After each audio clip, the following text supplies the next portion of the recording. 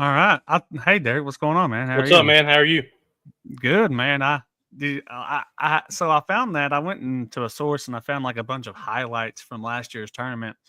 It was extremely long, and I couldn't do the whole thing, but I definitely found some good things out of that. So that's Yeah, kind of I what I'm like it. gonna. I like it. Pumps me up, man. I'm ready for this week and the next I, month. Is yeah, going to be amazing.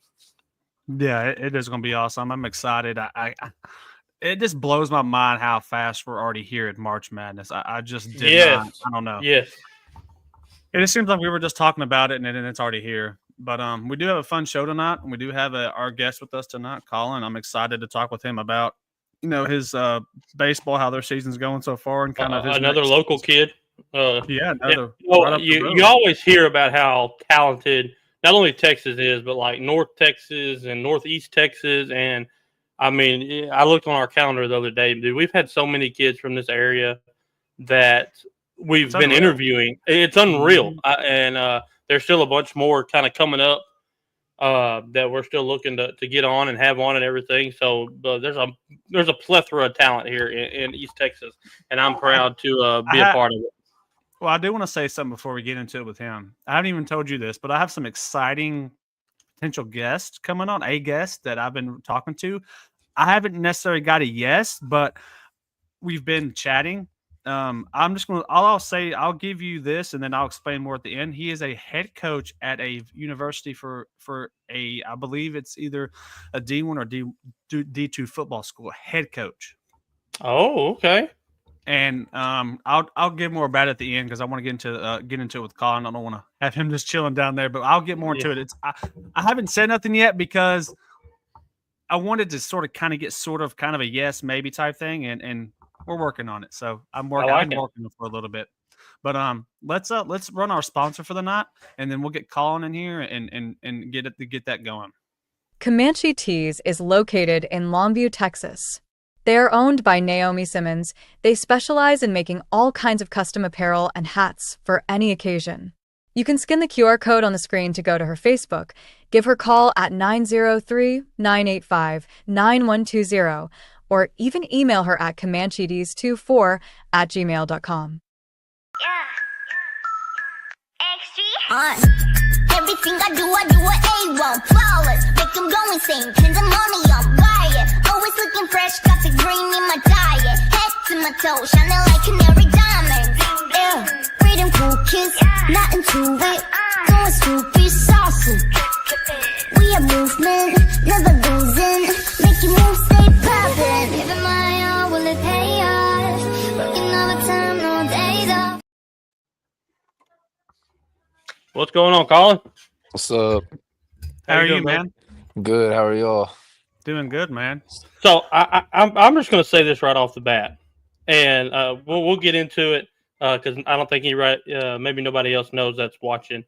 So your intro video, we saw you had the first baseman's mitt on, we saw you had the catcher's gear on, but a lot of people don't know that you threw a no hitter last week. Like, are you just all around, or what? You just do what White Oak tells you to do. Basically. I like it. I like it. So, kind of tell us a little bit about your journey. When it started for you, when you kind of decided baseball was going to be the sport for you. Well, I played it like everyone says. I played it growing up with my brothers. Played it through City League here in White Oak, and then I guess all my friends when I was about 13, 14, all of them were playing the summer ball and all that, and I'd never played that before. And then I played my freshman year at White Oak, and I think I started like 6 or 7 games on varsity as a freshman, and our coach at the time was Stagner. He Yep. had like really talked to me about like basically telling me I could do something with baseball. And then he got me into I played summer ball my freshman year, and then sophomore year I started as our first baseman for the whole season, and then I pitched. And then last year was really my first year pitching, like being one of the main pitchers because we graduated a bunch. And then after I'd played summer ball again, and I'd played for a couple college coaches during the summer and gone to some camps. And then my junior year, the summer, well, I guess the last summer we just had, I finally started actually reaching out to a bunch of coaches, and then that's how, yep, it's So you get, basically how it's and so going. that's kind of something that's been a trend as well. Is the athletes reaching out to the coaches, like y'all going to the camps and stuff like that. But not only them reaching out to y'all, but kind of y'all reaching out to them. Do you do the Twitter and all that? Yeah, Yeah, that yeah, Dustin says it all the time. That has been probably the biggest recruiting tool ever made. I mean, it's because the coaches necessarily don't have to come watch you; they can see what you put out. yeah. I never really went to like the camps. I think I went to two maybe, but to me, the camps are kind of a try to get money type of thing because I mean, Oh, I like it. you could be a really good player and just have a one bad rep at a camp and then just lose everybody watching you. And that's what they see. Yeah, yeah, yeah, yeah. Yeah, I have been. I didn't really get into Twitter or X, whatever you want to call it, until we started this podcast back in when it was last year sometime, Late August. late August, and I did not realize how much recruiting is done through Oh Twitter. yeah. To me, based off of what I've known and see so far, Twitter is probably outside of just in-person recruiting and talking is like the best recruiting thing out there for athletes, young athletes. It's massive. I mean, I see all the I see coaches post all the time. If you want to come play for our school, message me.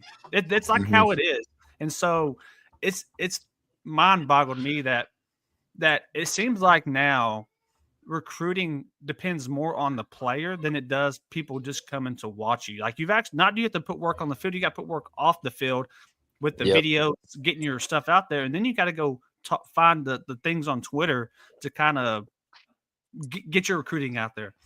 And so, I mean, it's awesome that that's a thing now because we could say even 5 years ago, 6 years ago, that wasn't a thing. You just had to be lucky enough to have someone come and watch you. Now you can actually put your Yep. stuff out there, and it gives more kids, more young adults opportunities to play at the next level. And I love it personally.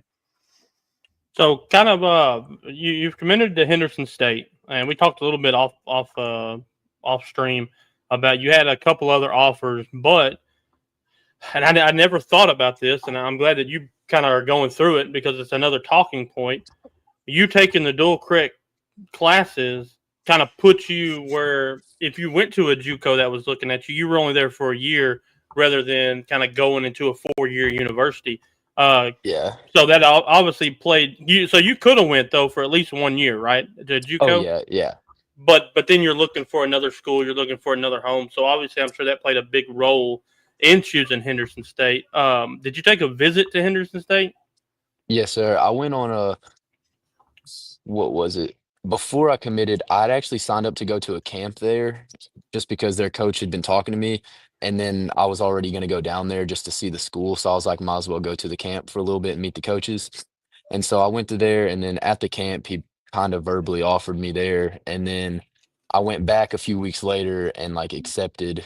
And then I went back just last week to just visit again and look at the dorms and all that stuff. Now, where exactly is Henderson State? I know it's in It's in Arkansas, right? Arkadelphia. Arkadelphia. How far is that from here? From where I live, White Oak is about 2 hours, 45 minutes. So still pretty That's not close. Oh, yeah. That's kind of about where everybody that we've talked to pretty much has been A staying lot close. of But there's a one lot kid of we had on from Houston going to Wyoming. That was probably the furthest one, but he wanted to get out. He said he needed a fresh start and just kind of wanted to go. But everybody else is relatively close. wow. So That's awesome. you talk with the coaches. This is kind of what I was talking with you off screen a little bit about. Has there been any talk about you kind of coming in and contributing as a freshman, or is it one of those things where we just got to wait and see who stays, who goes, who's coming in? Well, I mean, obviously won't know until I get there and start Right. playing. But he did tell me that most athletes that are on a scholarship, most of the time they play that year. Like they will play. And he told me that I have a good chance at really helping him out, at least in like the early season Nice. and all that. What are they recruiting you as? Oh, that's what I was Just a about to ask. pitcher. Oh, so you're going to be straight pitcher. Yeah. So is there? So since you're Let's going see. to pitcher, is there? you're being recruited for a pitcher, but is there ever an opportunity, like if another opportunity comes up to play, I don't know, maybe another position that whether it's, we've seen catcher stuff, we've seen, is if that comes to you, would you be, if they're like, hey, we have plenty of pitchers for now, but let's say there's opportunity to go play. I'm just gonna throw this out there, first base. Would you be open to that if you had more opportunity to play more there, or would you really Oh just want to yeah. go for pitching? Oh, I So would you're play open to what anywhere you'll play wherever. That's awesome. I mean, for because sure. knowing that you have knowing you can play multiple positions, especially going into your collegiate career, I think that opens a door more for someone like you. Because we just had a softball player on. She's going to play at somewhere in Arkansas. I can't remember the school, but she's a utility player, so she can play anywhere as well. So, hmm so that's pretty awesome. I do want to ask this. Okay, so it's you got one pitch left. Strike somebody out. What are you throwing? This is the Fastball up and last. in. Ooh, Up and in, up on the fastball. hands, huh? It's my favorite pitch. I'll tell my coaches, my catcher, my favorite pitch is a fastball right at their hands. So to That's kind of piggyback off of that, what are your pitches? What do you bring to the mound? I have a fastball, four seam, two seam, and then I have a curveball and a changeup, and I'm working on a splitter. Ooh, I like I it. don't know what it is, man. I love the curves, man. Oh I don't yeah. know what it is about the curveballs. I love that they're a little bit slower. So if you're like you love the fastball. It seems like you probably love them all, but it seems like your go-to is a fastball.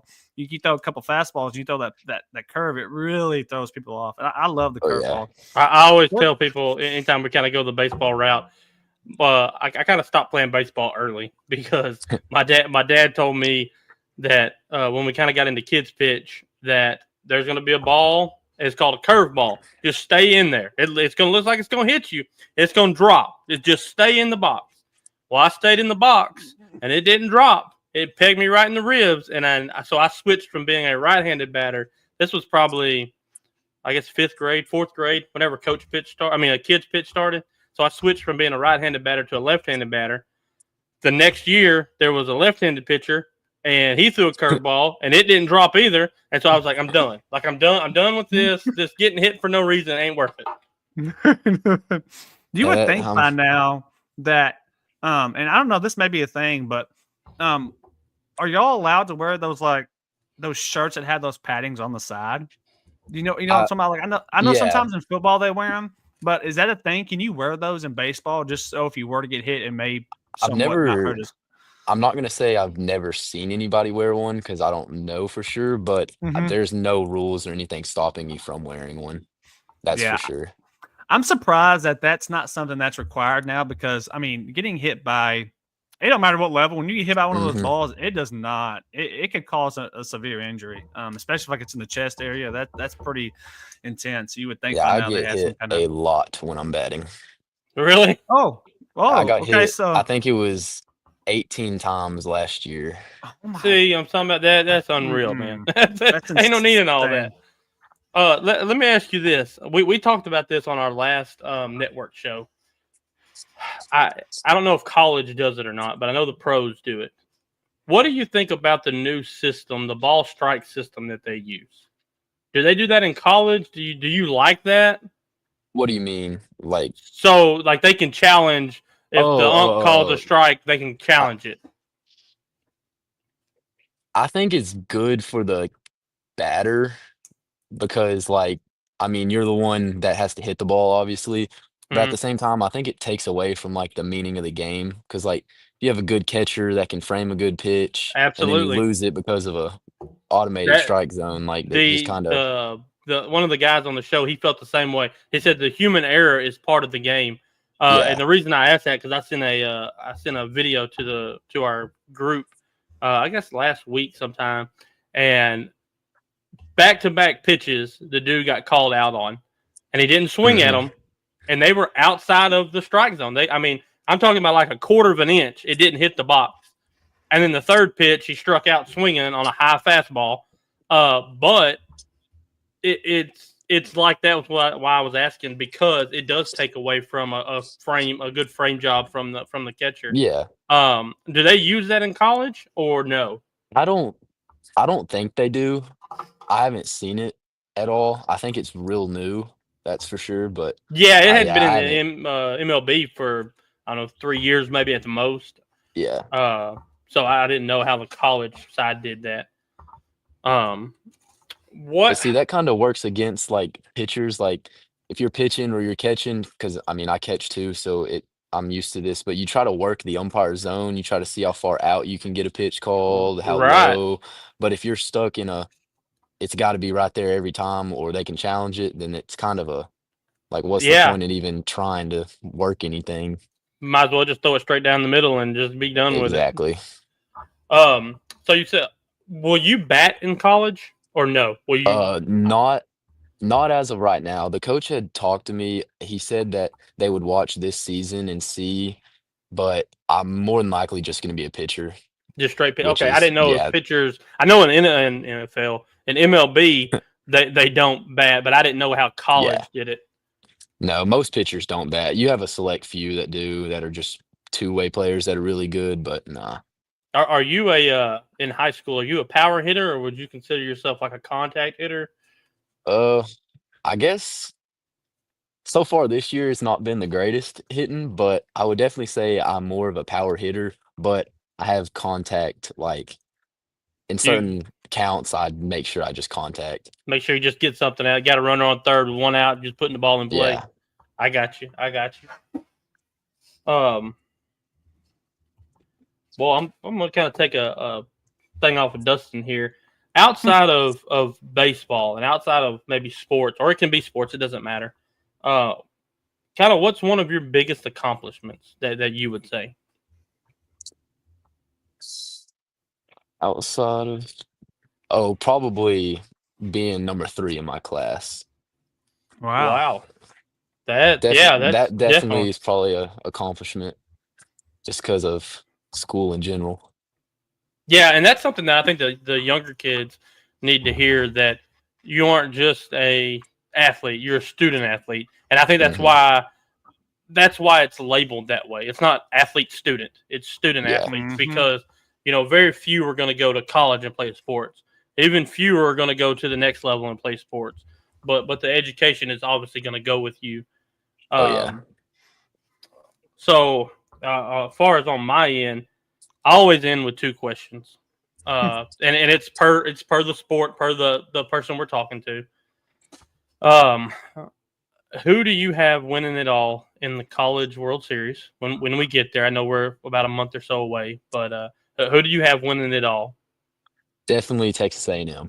That's what I'm talking about. I knew he was an Aggie. Ah. I knew my man was an Aggie. I love Matter him. of fact, I No. think the game's on in the living room right now, or the girl. It may have been girls or guys. Somebody was playing. Yeah, I got Yeah. a notification. I didn't. Somebody was I didn't playing. hear. I didn't hear A&M. I heard Texas, so I'm just going to go with Oh, it. okay. Yeah, see, selective hearing from the Longhorns, so we just kind of blow by that. MLB, who do you have winning it all in the majors? That's a tough one. I know that hadn't even started yet. We're still in spring I training. don't.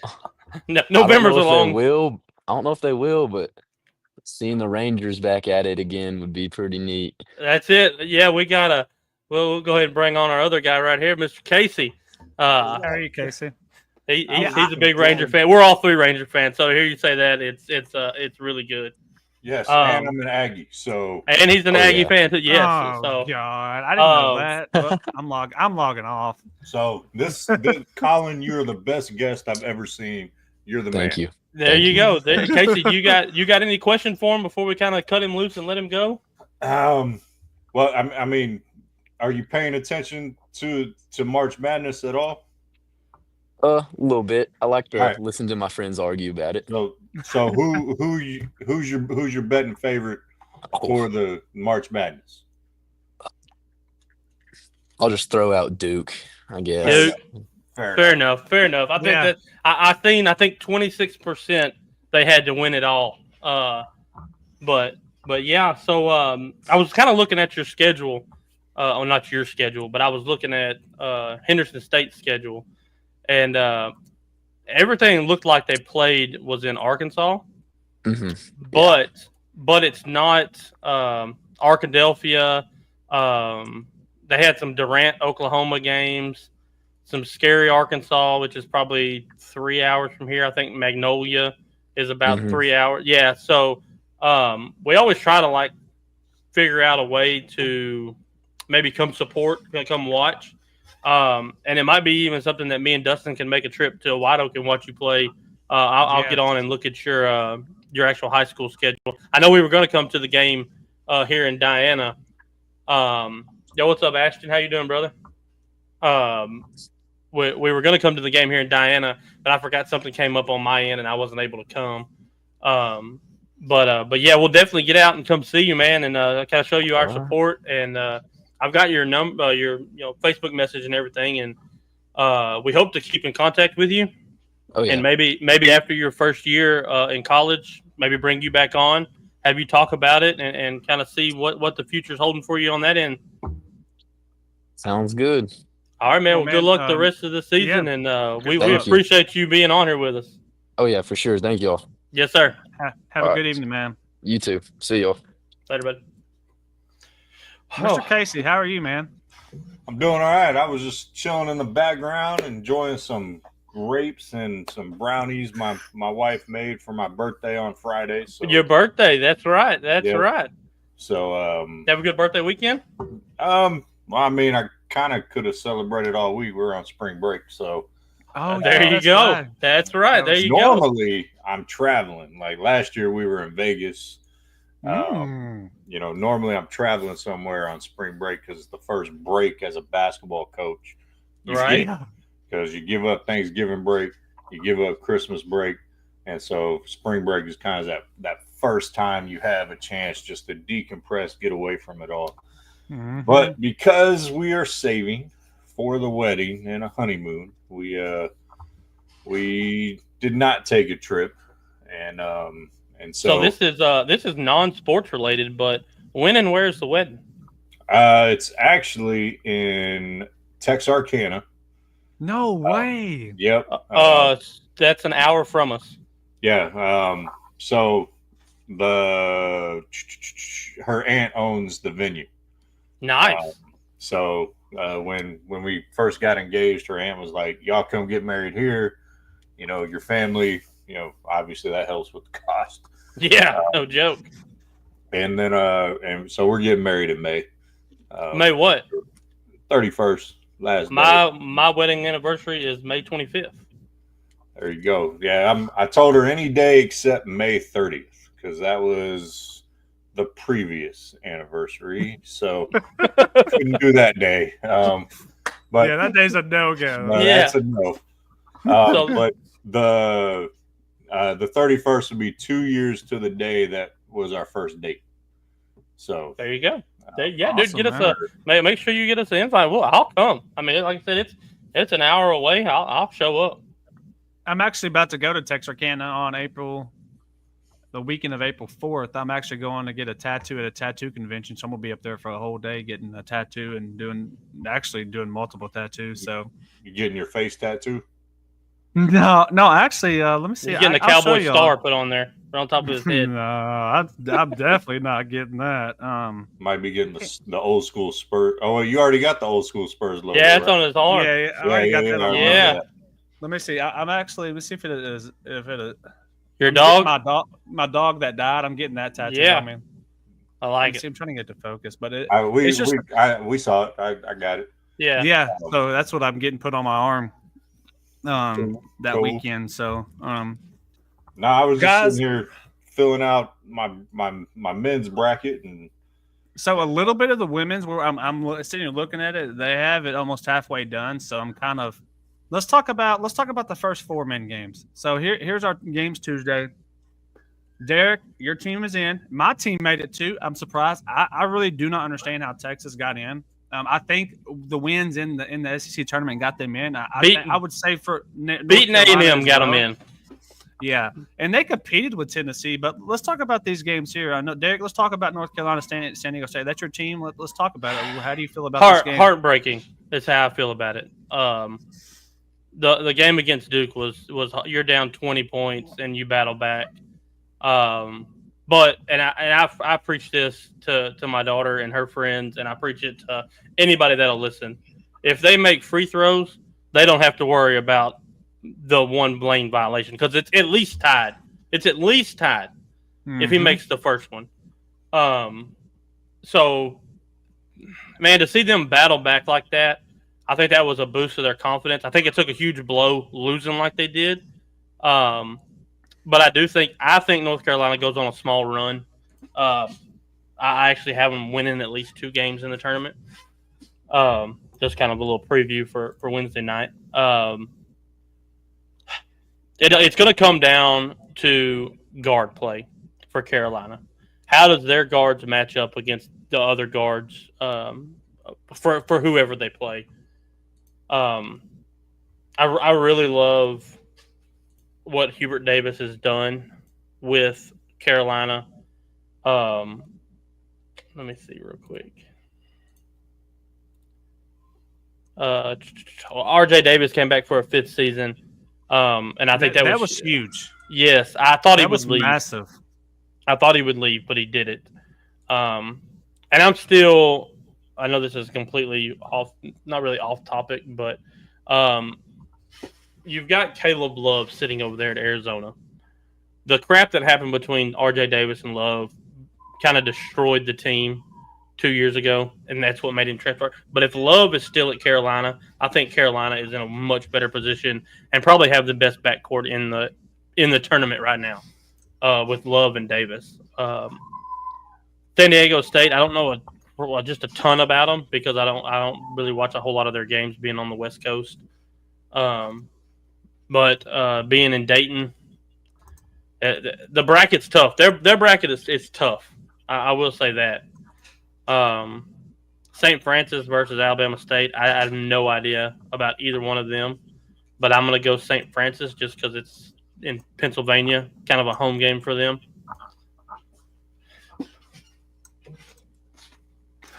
Yeah, if North Carolina plays like they have been playing, especially knowing that they can come back from being down 20 plus back to back against Duke, like they did, I think they could beat San Diego State. I know they're favored by 3.5, which is, that just tells you it's going to be a close game. But North Carolina, even though they lost, the way they lost, it has to be. Obviously that's heartbreaking because if they win that, they do have to go and still win the tournament. But this is a very winnable game for them as long as they. I think North Carolina has got to stop getting so far behind. Because yes.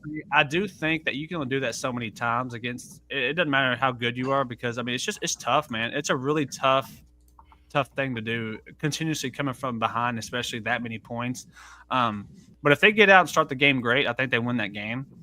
And again, St. Francis, Alabama State. Don't know much about them, but just based off of records and things I looked up, I would probably pull for Alabama State here to win it, win this particular game.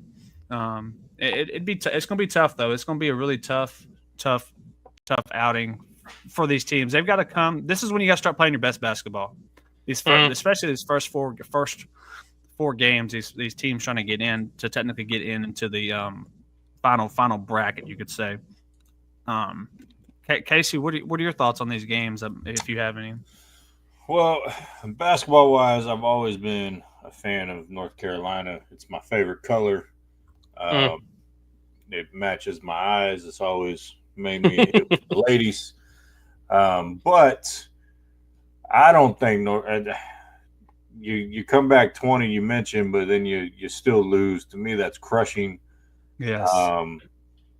San Diego State, I went through, I kind of looked at teams they've lost to. Those 9 losses, they're not all against great competition. I would think North Carolina wins this game. I have North Carolina losing in the first round of the 64 if they get in.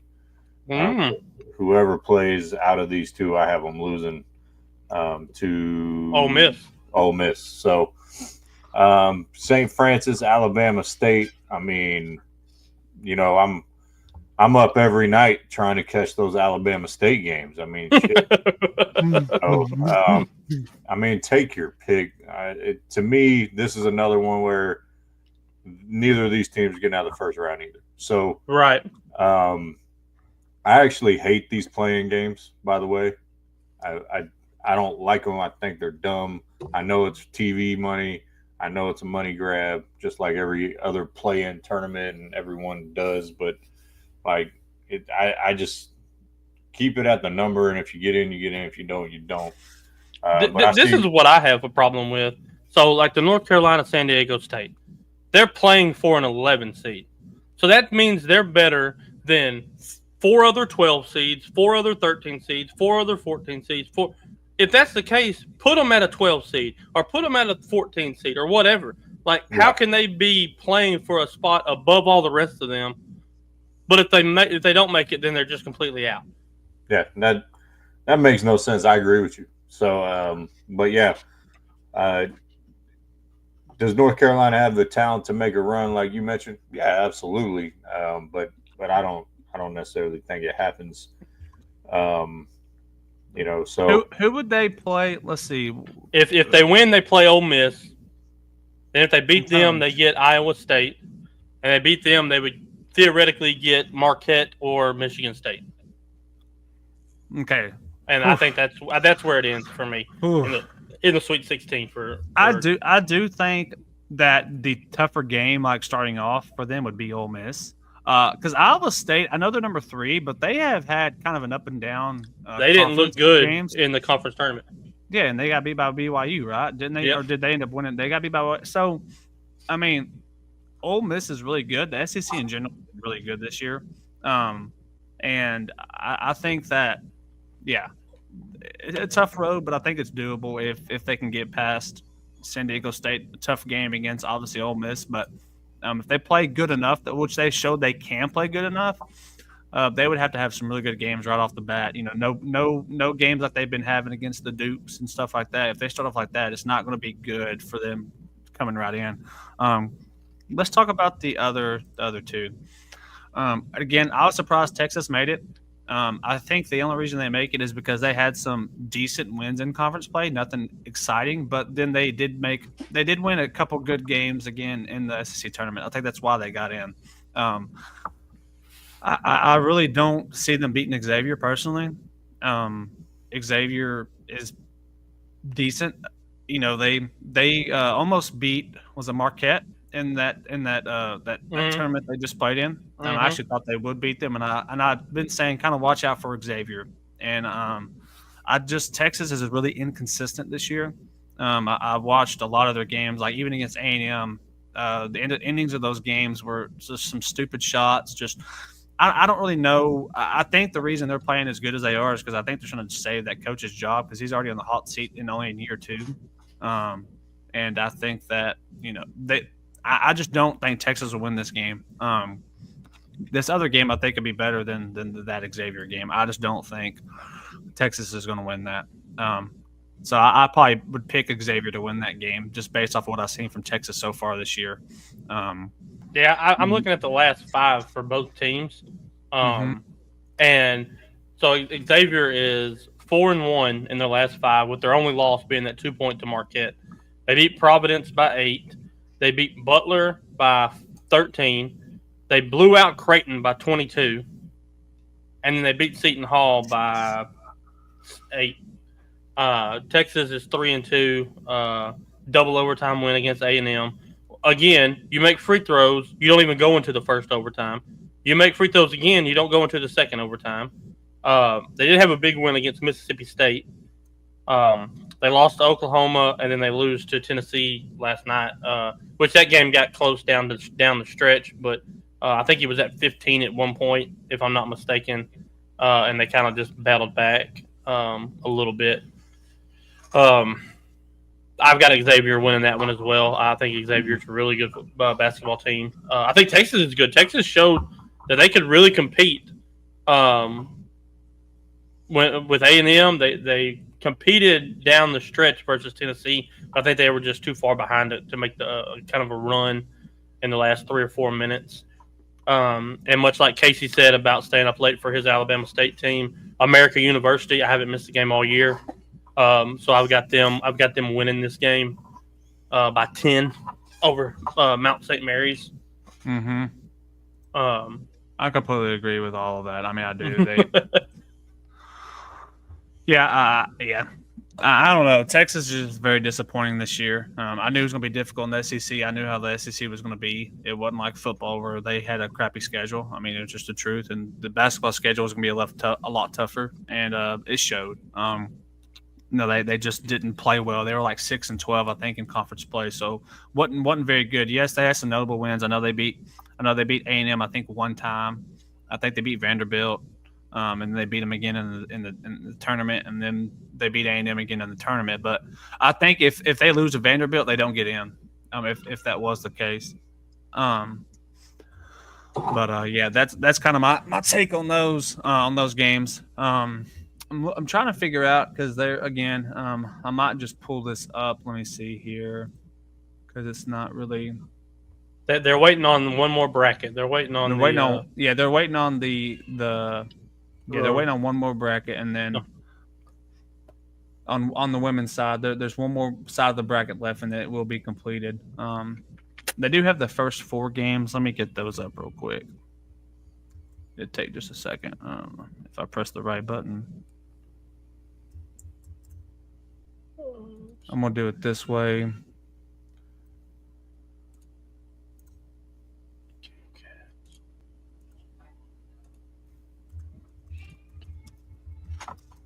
I'm just looking at the brackets right now.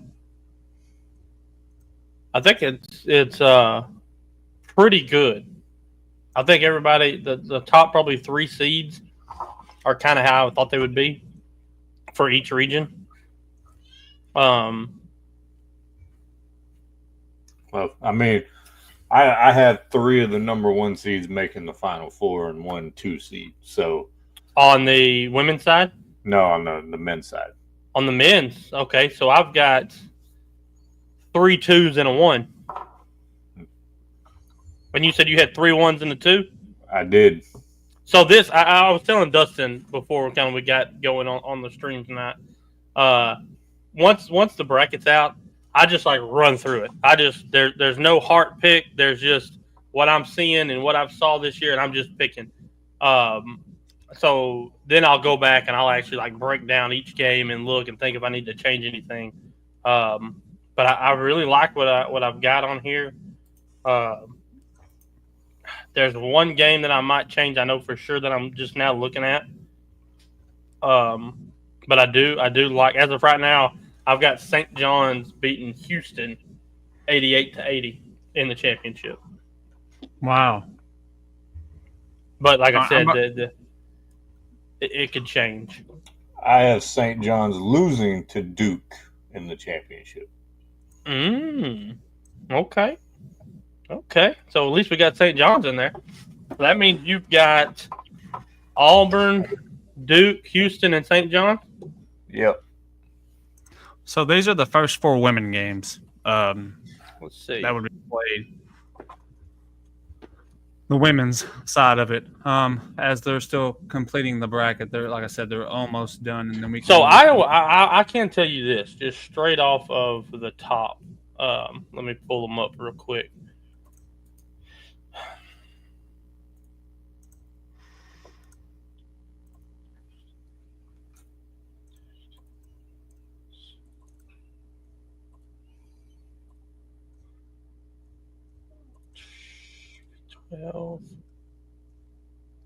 Casey, how's your pops? He's good. Okay. I'm just waiting on the other side, and then I'll get the full brackets. The fact that Iowa State is in a play-in game for an 11 seed is wild, because I don't know if y'all have seen any of their games. That Audie Crooks, that center for them, is a hoss. I'm talking hoss. She's averaging 23 and 8. And she's 6'3". And I'm not trying to say anything, but she's probably 6'3", 240 maybe. I don't really know. And I'm not trying to say anything about her weight. I'm just saying she's a big body down low, but she is agile. I'm talking like on the block, spinning, up underneath layup. I mean, really, really good. Almost like a post player. Yeah, which you don't see anymore at all at any level, really. But for them, I did not think they would be in a play-in. I thought they would be a little like the Big 12 quarterfinals. They lost to Baylor 69-63. She had 32 and 6 in 35 minutes. I mean, she's unbelievable. Her last 5 games, she went for 32, 20, 36, 29, and 14. Yeah. I mean, Wow. they beat number 14 Kansas by 22, and she had 36 of 85. And Wow. I mean, her field goal percentage is unbelievable. She had 32 points with 78% field goals. She had 36 points with 78. She had 29 with 78. Um, her free throw percentage 66, 78, 73, 85, 100. So she's shooting 70% on the year free throws and 62% in the field, which is awesome. That's But a pretty high percentage from the field. I mean, at any yeah, level. but my favorite thing about it, she has a 0% 3-point percentage because she's a post. She doesn't shoot free throws. That's my favorite thing about the whole thing. Like, So she you're not doesn't shoot threes at all. She just straight. at all. She has 0%, Wow. which is good. I mean, It's good, but you don't see someone. It doesn't matter at what level. You don't see someone not shooting threes. Like yeah, I was watching that Tennessee game today, and I saw a big man shoot a three. I mean, I know it's normal now, but to hear it from any level, any sport, men's or women, you everyone. I mean, anyone shooting threes is never a surprise now in the game of basketball.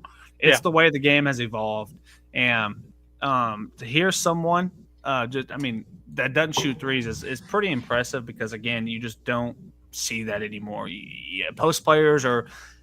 I think that's what people look for nowadays is someone that can play down low, hit mid rangers, and then shoot threes. You're a 3-level threat. That's what people are nowadays. Is they want you to be able to do it all, and just not happening anymore. But based off what I'm seeing here, I would probably pick Iowa State to win that game based off of the stuff Derek just said for one. I mean, the girls balling out, and based off of the wins they've had, they probably shouldn't even be in this position, but they are.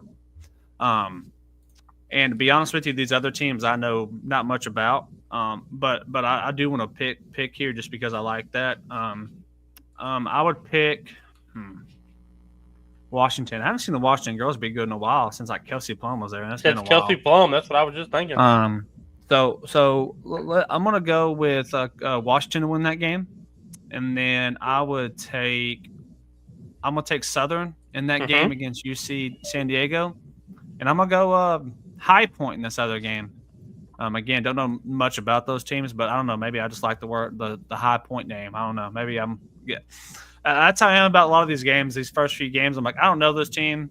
I'm just gonna pick this team because those are kind of harder games to pick. You know, even getting into the bracket. Like I said, we're still waiting for one side of the women's bracket. It should be completed like any second now.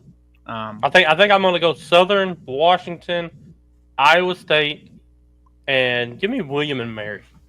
William and Mary. Let me look at those teams real quick. So, what about you, Casey? Who are you taking? Well, I'm anguishing over the women's 16 game, and so I don't know, man. I haven't looked into any of these teams yet. I was waiting for the bracket to come out for me to start researching. If you told me, hey, and they probably will change when I do look in. I'll probably go San Diego because the beach is nice. Hey, that's a good reason. Washington because Columbia that's Ivy League Columbia, right? Yes. Yeah, I don't put a lot of faith in Ivy League teams, which is why I'd also go Iowa State and William and Mary because maybe they believe in Jesus more. I don't know. I got to look into the games a little more, but I would tell you this: William and Mary is 15-18. They are 5-6 at home, 4-12 away.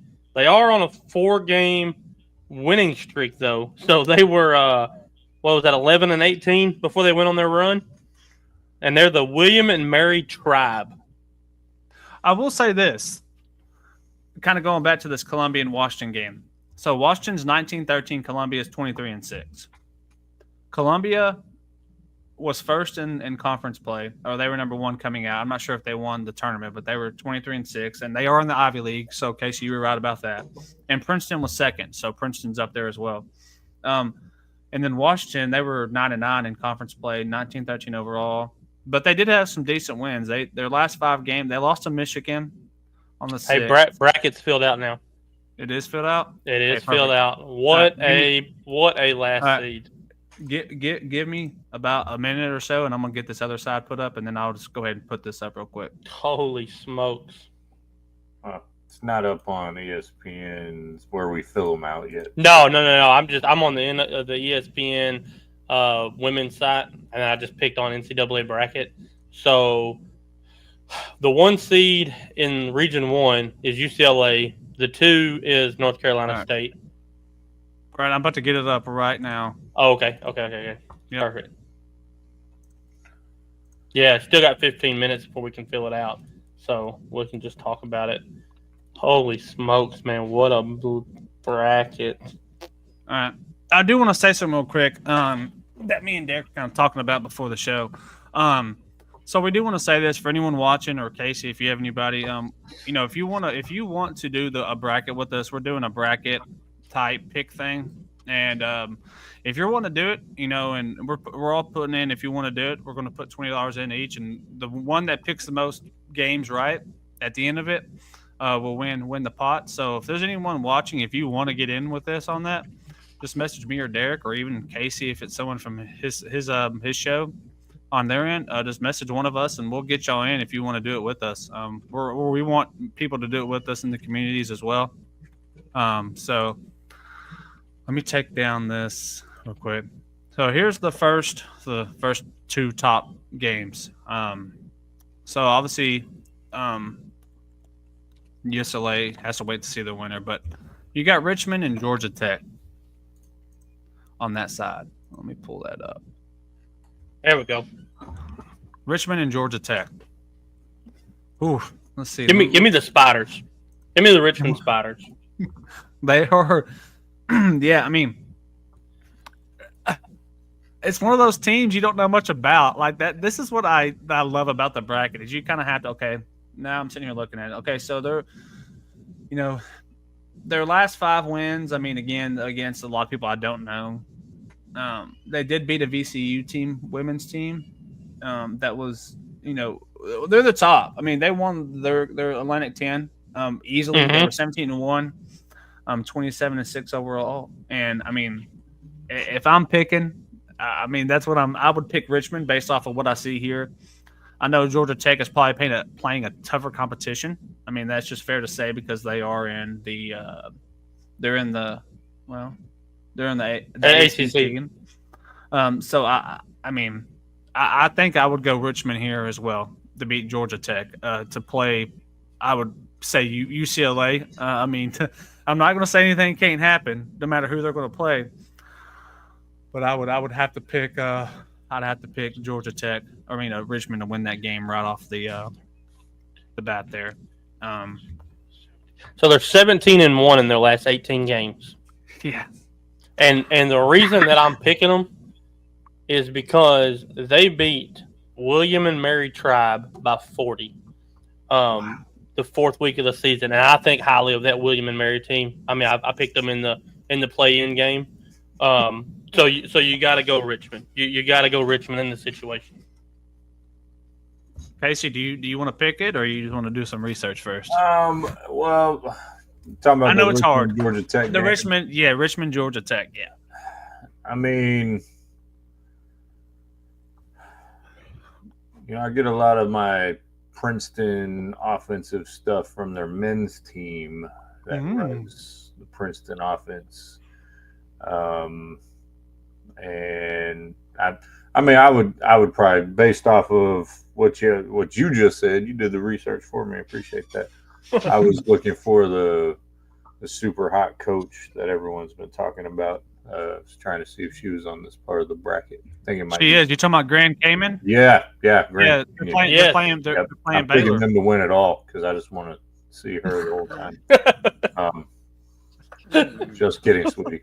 I love you. And no more wedding on the 31st, Dustin. Don't worry about it.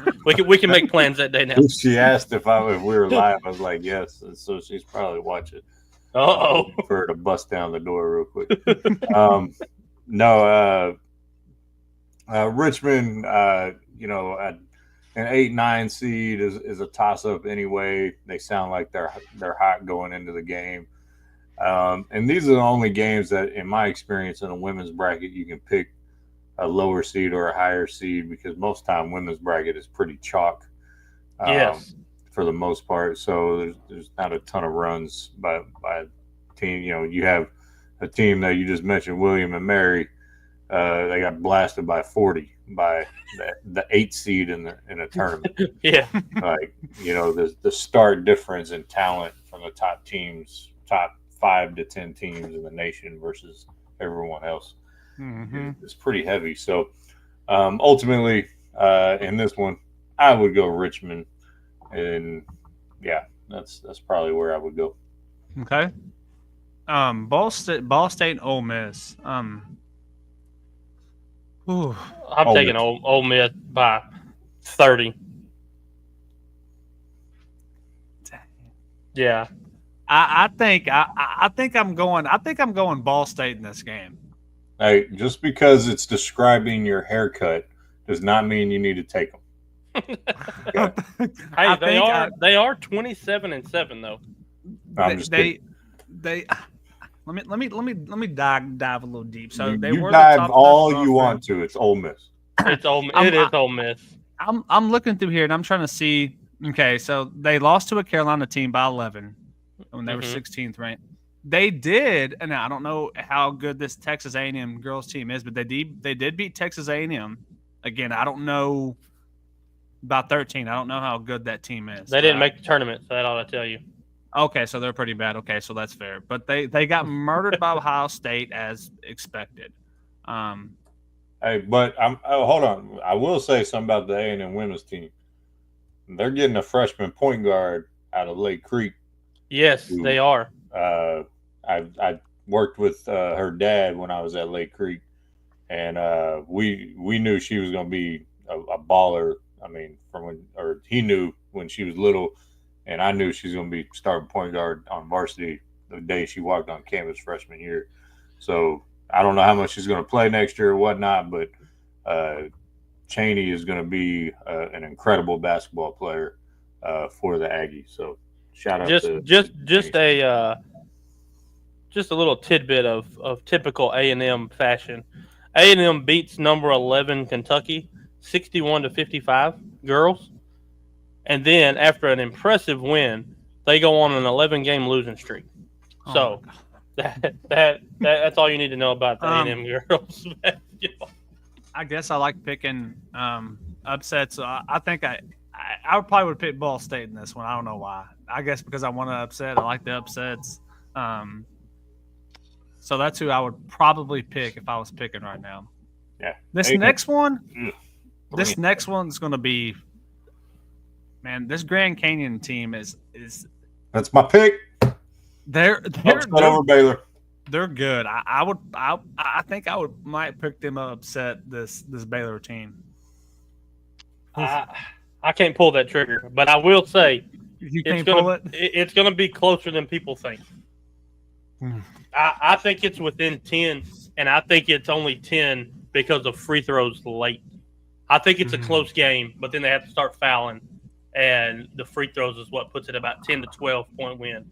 But I think Grand Cayman is really good. Not just like Casey thinks for the coach. I think the players are really well. I think they run a good offense.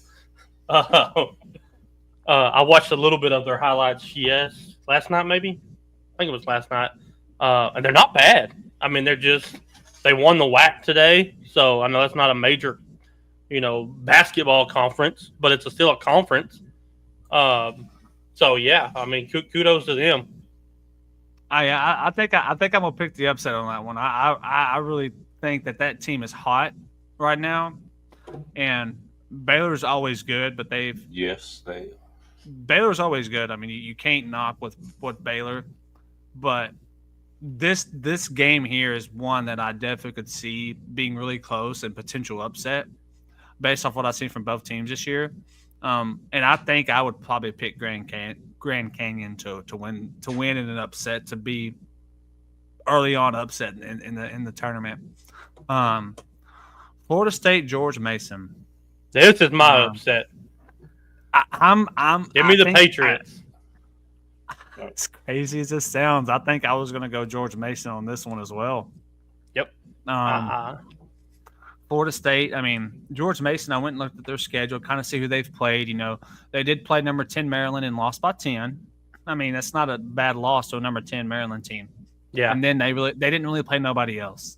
Throughout even early on, that was their best, their most challenging game. They did lose to Davidson and St. John's at the end of the season. But neither were below. I mean, 16 points was the worst loss that they had. Yes. Everything else was winnable. I mean, they lost by 2 to Richmond. They lost by 6 to St. Joseph's earlier in the year. So, I mean, they're all winnable. And then, like you said, they lost to that Maryland team by 10. Yeah. So I think I would pick George Mason in that game. Another upset. And I mean, I'm picking 3 upsets right off the bat. I'm probably shooting myself in the foot, but I'm going for it. Yeah, you just go ahead and give us your 20 and call it a day. You are. Women's bracket is done for you, son. That's me. Who would you pick anyone yet in that case? Or you need to do a little research? Well, like I was semi joking about the Grand Canyon team. Okay. Oh, you were? Oh, I wasn't. No, I mean the coach. Yeah, she's a beautiful woman, but if you watch, obviously she's been popping up all over Twitter, and I think she's like in line to possibly be the next Arizona or Arizona State coach. I did see she had some D1. I mean, I hate saying D1, but like bigger offers as soon as the season's over. But if you watch her coaching highlights and like her in practice and breaking things down, she's actually a really, really phenomenal coach. So yes, as much as Baylor is an institution, I actually think the coaching advantage right now is with Grand Canyon. So I like that. And so not just because the woman is a looker by any means. The woman knows basketball. And matter of fact, the best basketball coach I've ever coached in the same building with was a female. She could run circles around me as a coach. Like if she was my first call when I got my first head coaching job. I was like, hey, you want to be my first assistant? I know the answer is no, but I'm still asking. I'm not trying to make history.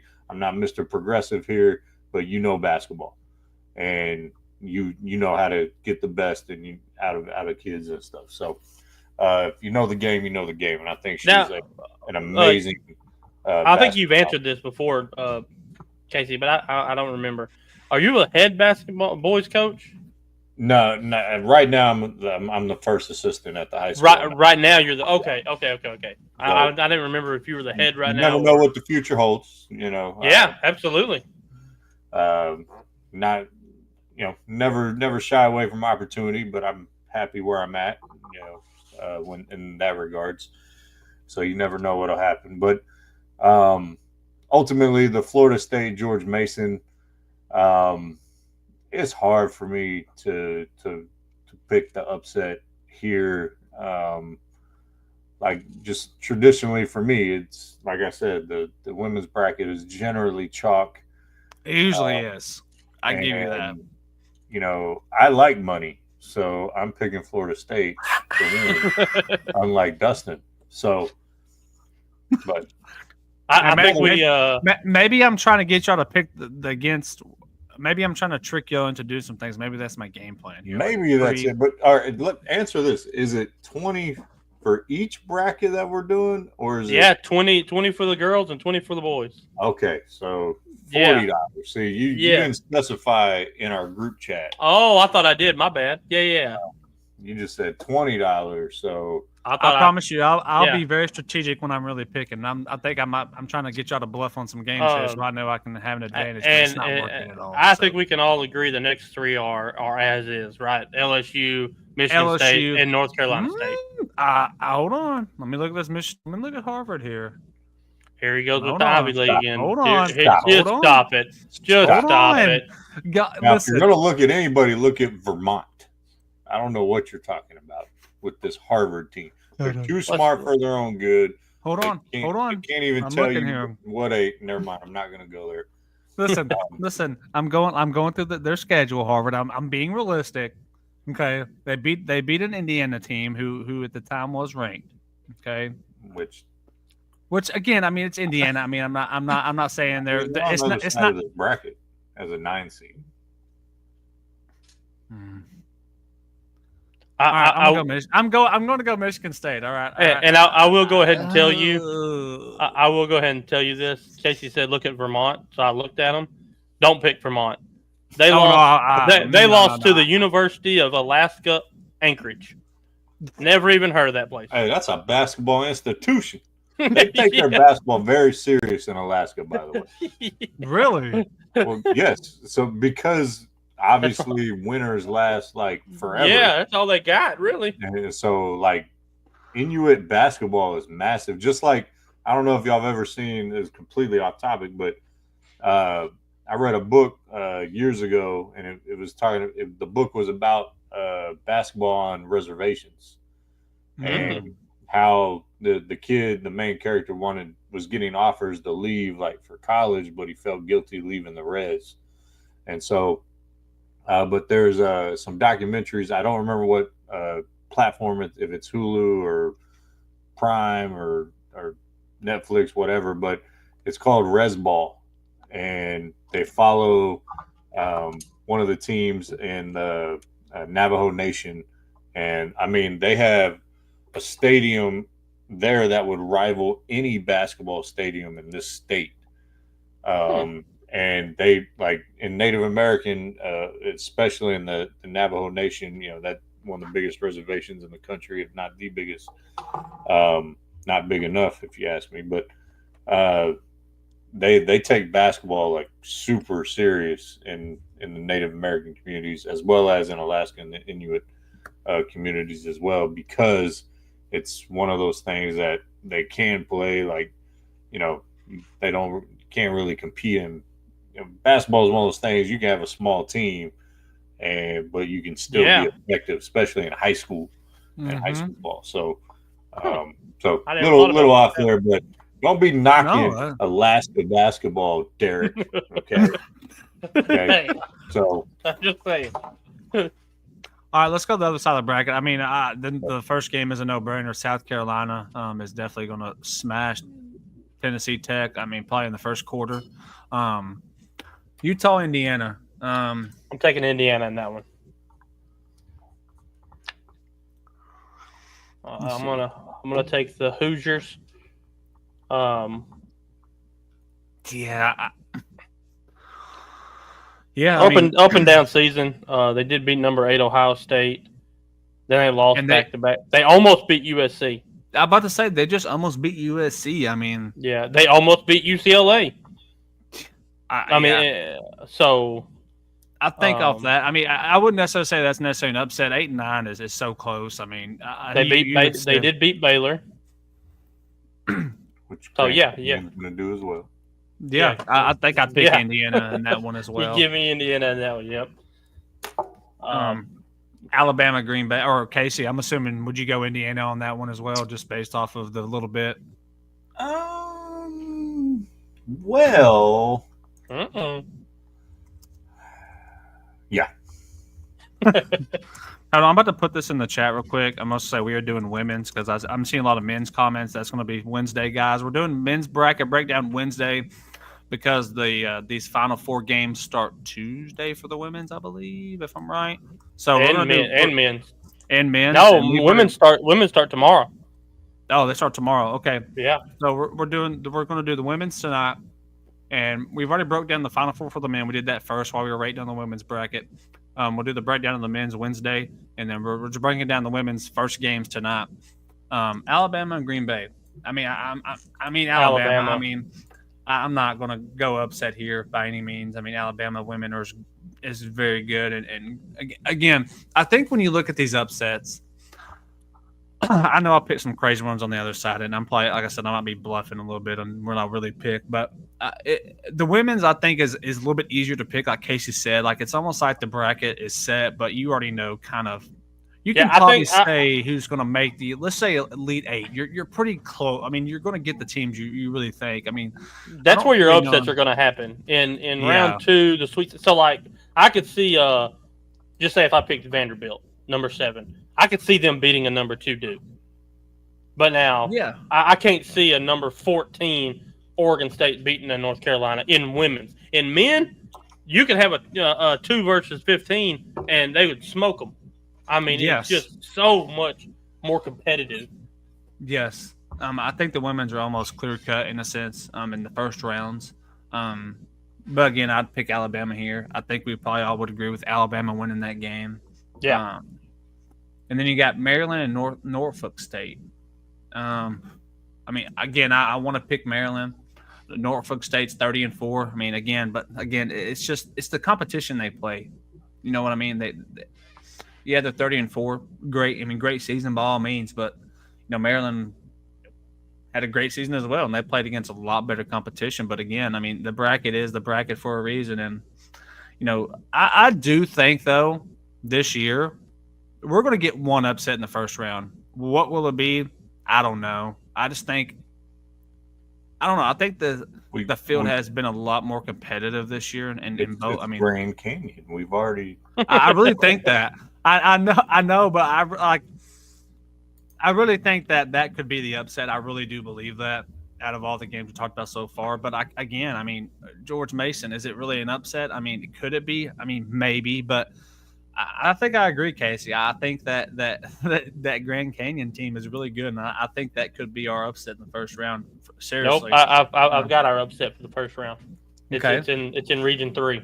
I'm looking at it. I'm looking at it right now. Well, North Carolina's going to beat Oregon State. I mean, Vanderbilt and Oregon. That's another one of those. Like, it's not really an upset either way because they're really close, but. Again, I think it's just the competition they played, Vanderbilt, I mean, they're in the SEC, of course. Let me see who have they beat anyone really worthy of. They did beat Tennessee. They beat them by 1. They did beat Alabama, but they lost to, of course, they lose to Texas, South Carolina twice. I mean, that's a tough one. I'm going to go Vanderbilt. I'm going to go Vanderbilt in that game to beat Oregon. I'm going to do the same. I'm going Vandy. Vandy over Oregon. I think it'd be a good close game though. I don't think it's going to be a blowout by any means. I think I'm going to go Vanderbilt. I think Duke routes Lehigh. Oh, I mean that's just not even a. Yeah, I agree. Let's pull up. So here's the others. All right, USC again should see Derek. See, this is I know what I'm about to say is super crazy, but with everything that Juju has done this year, hold on before I keep going. Let me look this up real quick.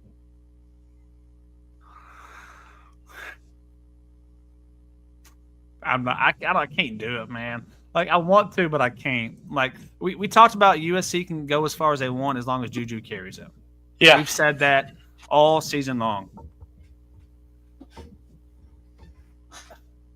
That they're gonna destroy UNC Greensboro. Okay. I'm gonna go. They're gonna destroy them. I want a yeah. Okay. I'm gonna go USC. It's bad. I just don't think that the USC women's are going to win it because, like you said, Juju has been inconsistent lately. Like the other night, she shot 32 times or 29 times and scored 30 points. Like that's how I'm not saying she's falling off, but it's like that's all they have. So they go as far as she can take them, right? Correct. When does that run? When does that run out? You know what I mean? Can she continue to play at this high level for another? How many ever games are left? 1, 2, 3. So she's only 5, 6 more shooting. games. She's only shooting 40% from the field. Yeah. I mean, so she's having to put up shots to get her points, right? I mean, that's we can all agree on that. Now they did the part of the bracket they're in. I mean, they're not making it out of their bracket. Well, no, I completely agree. Like they should go. They should end up playing UConn. They should. This is the game we want to see is USC and UConn, and on this side, that's the game. But I'm sitting and looking at who they have just in their little section. They got California, Mississippi State, Kansas, Fairfield, Kentucky, Liberty. The question is could any of those teams, if it would be California, Mississippi State next, obviously. Could anybody upset USC because of what she's having to do? When does she get tired? When does she have a really bad game? I guess is my question. To where they're having to really dig down deep and figure out how to win the game. Is it possible? I don't know because I'm not going to say they have it easy, but when you look at all the teams, it's they're winning two. They're winning 2 games. So, USC is winning 2 games in this tournament. So they'll be so you think they're going to lose in the 3rd round? I think they're going to lose in the 3rd round. I think she runs out. Okay. So you think she has 2 games and in the 3rd game they're just going to lose? Yeah. Well, in that 3rd game, it would be Kansas State, Fairfield, Kentucky, or Liberty. Kentucky. That would be the really. Yep. I really do. I like it. I think Mississippi State gets the upset over California in the 2nd game. There's something about that 8-9 game in every bracket on every side. You could actually flip them. Mississippi State could be 8 and California could be 9. I mean, they're just that close. I just think the SEC is more capable of making runs than the ACC is right now because the ACC is so top heavy. And I think the SEC is balanced. I think there's a bunch of good teams in there, so they play each other. And they don't just get blown out. They actually play and possibly could win them. Mm-hmm. Okay. Like I said, I go USC, and I'll take Mississippi State as well in that 2nd game. Kansas State, Fairfield. Let's look at this. It's just Kansas State. Yeah, I think Kansas State will win that. I want to pick the 12 seed. I think that's my problem every year I do these brackets. I will pick a 12 or a 13 or a 14 seed randomly just to pick because I'm like, all right, here's the upset. I feel like I'm going perfectly down the bracket, like how it should be, right? Mm-hmm. And I'll get to a game like a Kansas State Fairfield. I'm like, could this be our upset? Now, if this was men's, again, I feel like it's not uncommon because it's very common for a 12 to beat a 5. But I keep reminding myself on these women's side what Casey said. It's almost clear cut in the women's. It's so almost clear cut down to a certain extent. Like these top seeds are all going to win. But I would pick Kansas State now. Kentucky and Liberty. Do you think Kentucky should easily win that game? Oh yes. Okay. Casey, what do you think? Yeah. I think they're all shocked to this point. I mean, and I can't stand Juju, by the way. I agree. I think she doesn't make her teammates better. I think she's probably the most selfish basketball player in women's college basketball as far as how she plays the game. I mean, she's an amazing talent. She's a walking bucket. But I think we talked about it one time. I think she put up 40, 50 and had 1 assist. Yeah, she averages 3 assists a game. Yeah, so I mean, this isn't the 2005 Lakers where Kobe had to shoot it every time down the floor and didn't want to pass because they had terrible work ethic. This is, a number one, top 4 team in the country, obviously. I think she's going to try to play hero ball, and I think it'll probably carry them to meet UConn. But UConn and Paige Beckers, I think not easily, but I think they win that game to move forward. But looking this side of the bracket, I mean, maybe South Dakota State over Oklahoma State. I don't see an upset at all on this side of the bracket in the first round. I do actually. Well, we know you want to pick every. No. A real upset. Like, I'm serious. I think I see. You ain't taking Murray State over Iowa. No. I'm taking Florida Gulf Coast over Oklahoma though, and I'm dead serious. Wow. I'm dead serious. I don't like money. It's just no. I love money. But I'm serious. That's blatant. No, I'm taking Florida Gulf Coast girls to beat that Oklahoma. Is your Longhorn bias right there. No, I swear, I don't care who. The only team I would not like if they were playing like USC, or of course not. But this Florida Gulf Coast girls team they're actually really good. Like, I'm not kidding you, they're really good. They have really wiped everyone they've played almost. And I know they're not in the best, but if you remember back, can't remember how many years ago where the boys and girls went on some insane runs. Yeah, the boys, it was like Dunk City. Yeah, Dunk City. I remember that run. Yeah, I don't know. I would really, for real, I'd probably pick Florida Gulf Coast over Oklahoma in that game. I mean, I'll be interested to see how quickly your bracket sucks. I would definitely be interested to see that. but then what if I'm right? Then you're gonna be like, if you're right, then you're a freaking genius, and we're all stupid. Okay. Or vice versa, they get blown out by 30, then I look real dumb. So I'll take what I get. I mean, if you want to call it upset, y'all kind of already talked about it. Maybe Mississippi State over Cal. Yeah. But the rest, that's the only one I would consider. If you want to consider that, the rest of these are going to be 20-point games. I mean, maybe the Murray State, Iowa. Because Iowa's obviously not the same without Caitlin Clark, but they're still a solid team. Mm-hmm. They're an experienced team. And their coach is so good. She's still there. I mean, they do have solid coaching, but I think this bracket is going to be chalk. I think it's TCU, Texas, USC, UConn in those Final Four on the side of the bracket, and then I'm picking both 2 seeds to win. I am 100% with you.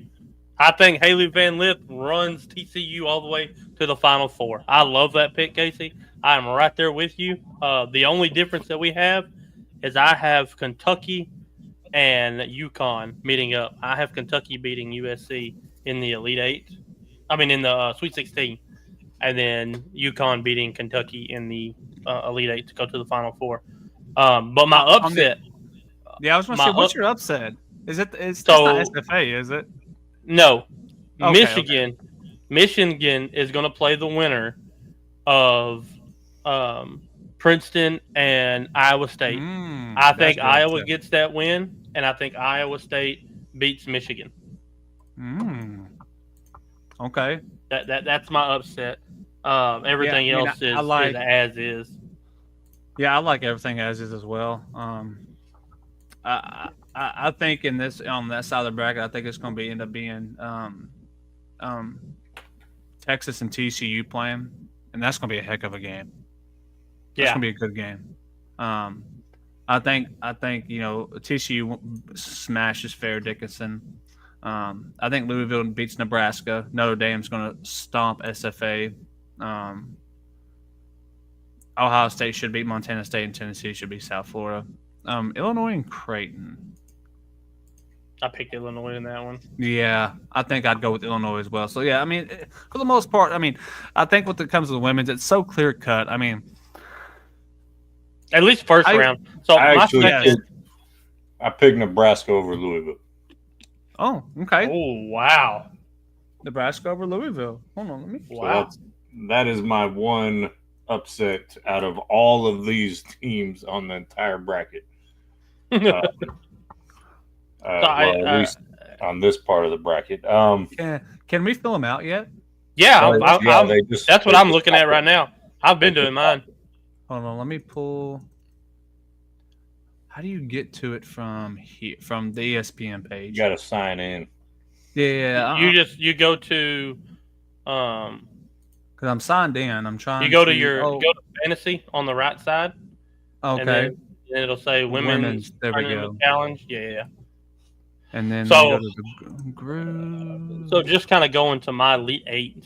Everything, besides my George Mason pick, I kind of had everything as is. My Elite Eight, I have UCLA and North Carolina State, South Carolina and North Carolina. So I've got North Carolina beating Duke in the Sweet 16. Then I've got Kentucky, UConn, Texas, TCU. Just don't know what to pick. I can't tell you about picks. And I've got UConn beating North Carolina State and South Carolina beating TCU with UConn winning it all. I think Paige finally gets it. This is what she came back for, right? She could have left last year, but she came back for one more season. And I've said this before. I have followed her career since she was at Hopkins High School in Minnesota. Creeper. No. She's unbelievable. I seen her on, I guess it was a Facebook post about like her highlights about getting recruited, being the number one player in the country, and I followed that, and then on into UConn. I think she would already had one. I think they would have won one 2 years ago had she had not got hurt. I want to say that was South Carolina's first title, maybe 3 years ago, her sophomore year, so 3 years ago. I think they could have won one, but she got hurt second game of the tournament, first game of the tournament, something like that. And they just kind of fell apart. They didn't rally because I think they relied on her a little bit too much. I think they're more balanced this year. She can get you 25 or she can get you 12. But I think the team is built for either way, either letting her take the control of it or just her playing the dish game, being the point guard. So I really think UConn pulls it off this year. I'm going to feel completely stupid if they lose to Arkansas State in round one. Don't say that. They about to lose to them. I would really love to see a TCU UConn matchup because I would love for Haley Van Lith to finally make a deep run and get her one as well, especially after everything that happened at LSU last year. I'm sitting here looking. I filled out my first games. I legitimately only picked two upsets, so I'm happy. That's it.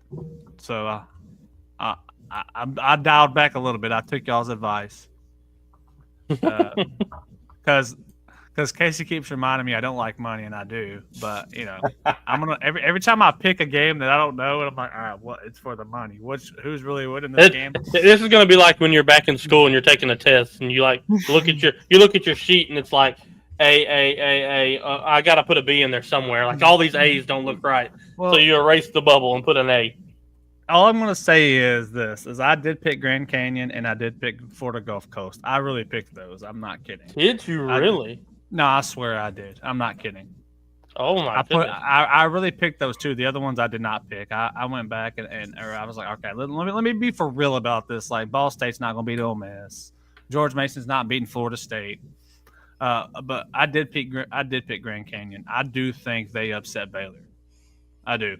And I do think Florida Gulf State's going to upset Oklahoma. I mean, those are I might miss out, and I'm okay with that if I miss two. But that's what I'm going for, man. I'm going to tell you this: that Baylor Grand Canyon game might be in the top 5 of most watched games in this tournament. I think it's going to be a good game. I think it's going to be close. Like I said, I think it's. mine, I have it. I have it chalk to the 8. 1-2, 1-2. USC, UConn, Texas, TCU, UCLA, NC State, and I almost picked LSU over NC State, but I do not like the LSU coach. Mulkey. Yeah, I can't stand. Hey, I will tell you this. I'm not a big fan of her, but Kim Mulkey was a stud at La Tech. I don't know if you've ever seen the video of her when she was playing. That little sun gun was amazing as a point guard at Louisiana Tech. I don't doubt it, and I know she knows. I mean, same thing, right? I mean, there's a reason she's getting paid millions, and I'm not to coach basketball. Yeah, but I'm like you. I don't like her either. But I don't like her. There's multiple reasons, but she knows basketball. Her teams have been successful. Obviously, she was at Baylor, for a long time, and then went to LSU. But UCLA, NC State, and South Carolina, Duke.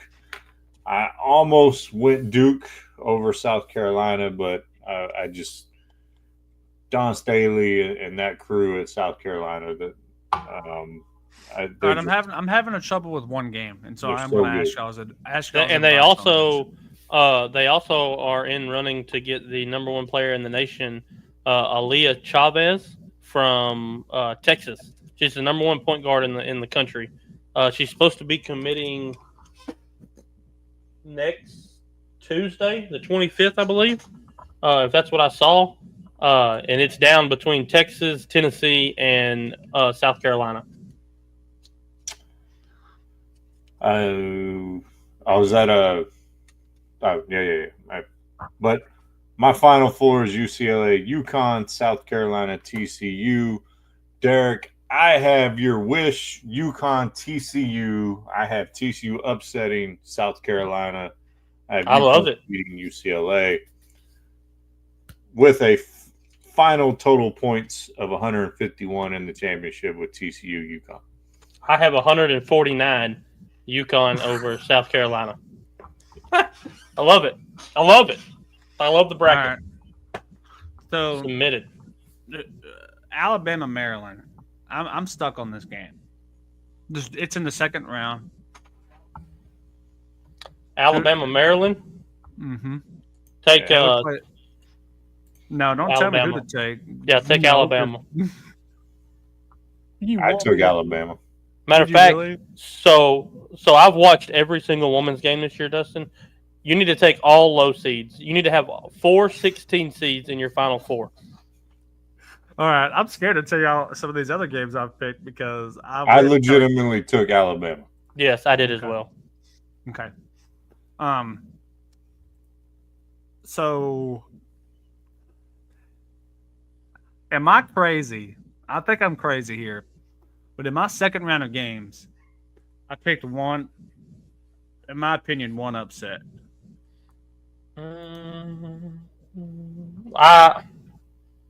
I guess I theoretically have 2 upsets because I have number 5 Alabama over number 4 Maryland, and then I have number 5 Tennessee over number 4 Ohio State. I picked Tennessee over Ohio State as well. Yeah. But I don't know what it is, guys. And I don't know why I'm doing this, but I guess I don't like money. Like Casey said, I guess I hate it. You didn't put Grand Cayman over Ole Miss. I know you didn't. No, I did not do that. But I did pick Florida Gulf Coast over Iowa. Dead serious.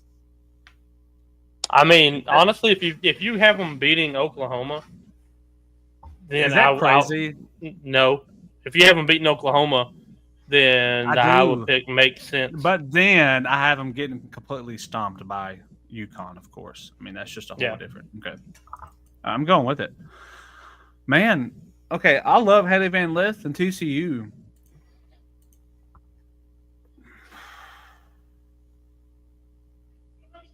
But that Notre Dame game is going to be tough. I think you'll have to agree with that. That's going to be a really good game, Notre Dame TCU. Yes, it will be. And because of that, I think it can propel them and give them the confidence to beat South Carolina. Okay.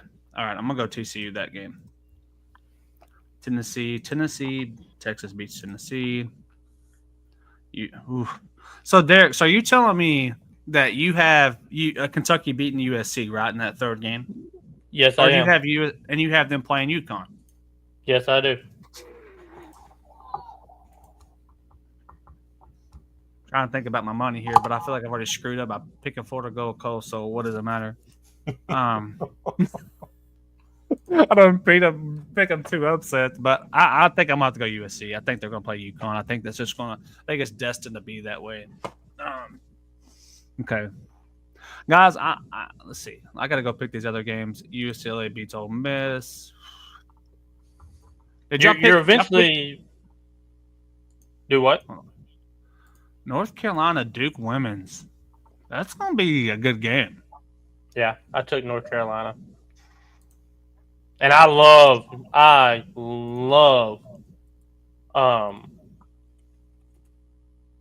Did you pick that because you're a Carolina fan, or do you really think they will beat Duke? I mean, I really think they'll beat Duke, and I absolutely love Kara Lawson.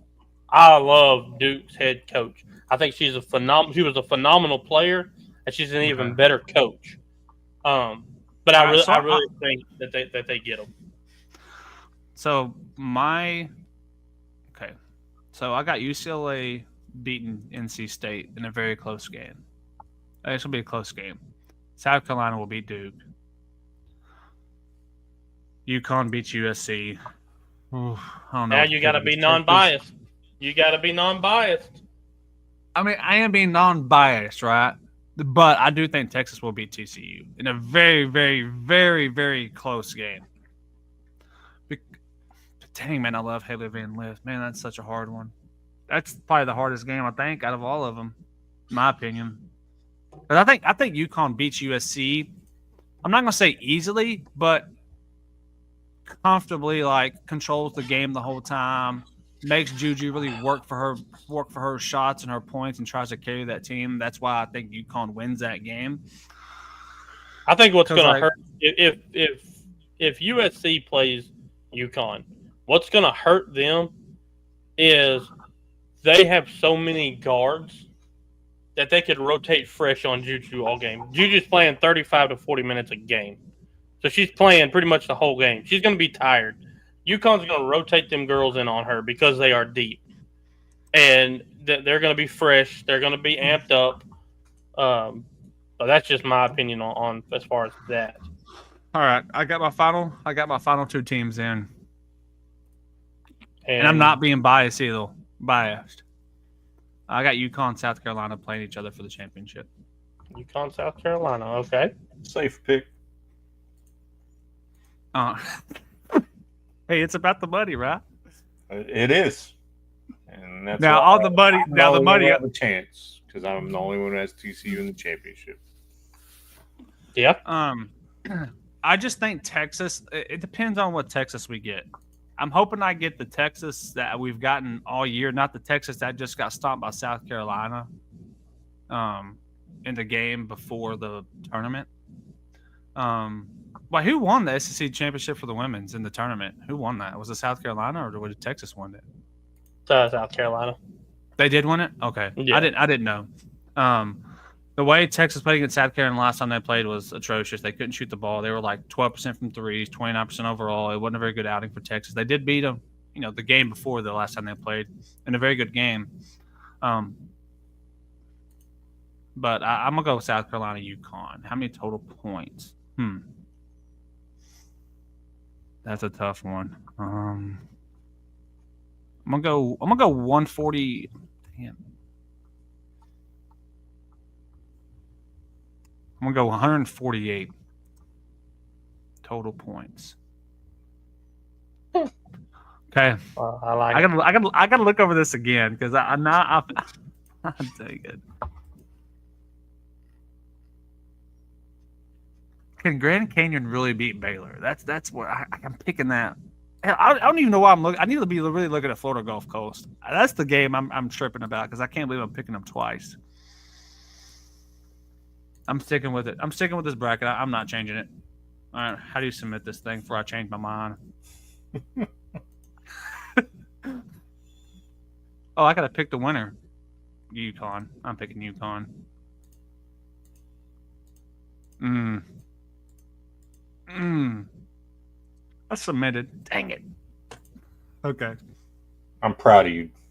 Yep, Proud of you. he's locked in. So there we go. So now we'll just keep up with, with So point. did we all pick UConn to win? Oh no, did you pick TCU to win? No, I picked you. Oh, you didn't. You did Yeah, pick we all UConn. got UConn, but we all have Okay. different picks pretty much throughout the bracket. So somebody's gonna. I mean, if you got Florida Gulf Coast winning 2 games, so I mean, you had Ball State winning. No, Yeah. I didn't pick that one. I didn't. You didn't? I said that. No. I went safe there. I went safe. so yeah. I mean, you got Gulf Coast. That's 2 games if they lose first round. Now you've missed 2 games, so you're 2 games behind right out of the gate. In which you can make it up. I mean, it's very simple to make it up. I mean, like I said, I have Kentucky beating USC, so that's 1 game that you're behind on me on that side of it. So, yeah, I'm excited. This is going to be fun. Hey, I did. Okay, never mind. Because I did pick Iowa State to play, but I see when you pick this, it picks either or going. So I guess you're safe on that pick, right? I Whether mean, it's Iowa State or Princeton, if they play Michigan and then you pick them to win and go to the next game, you're safe either way. Is that right? yeah, but see, I don't like that because I don't think Princeton can beat Michigan. But I think Iowa State can beat Michigan. But I have to pick. So, okay. So if it was Princeton playing Michigan, I would have picked Michigan. You see what I'm saying? So well, we could have waited. I guess you could have technically waited because they didn't close till the 20th, technically. But here we are. We picked. Yeah. It's fine. It's in. It's in. Okay, so now I think what I'm gonna do, I'm gonna go to my own. I'm gonna go to my homepage and I'm going to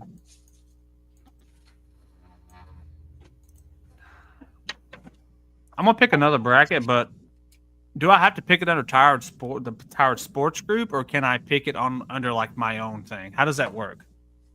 Because like, can you pick games not under Tired Sports? I do want to do another bracket because I probably another 1 or 2 because I'm gonna do a couple crazy ones just because I just like do. I usually do 3 or 4 brackets a year. Do you know? Yeah, I'm sure you can figure it out one way or the other. You don't have to be underneath that one. Create a new one. Let's see. Okay.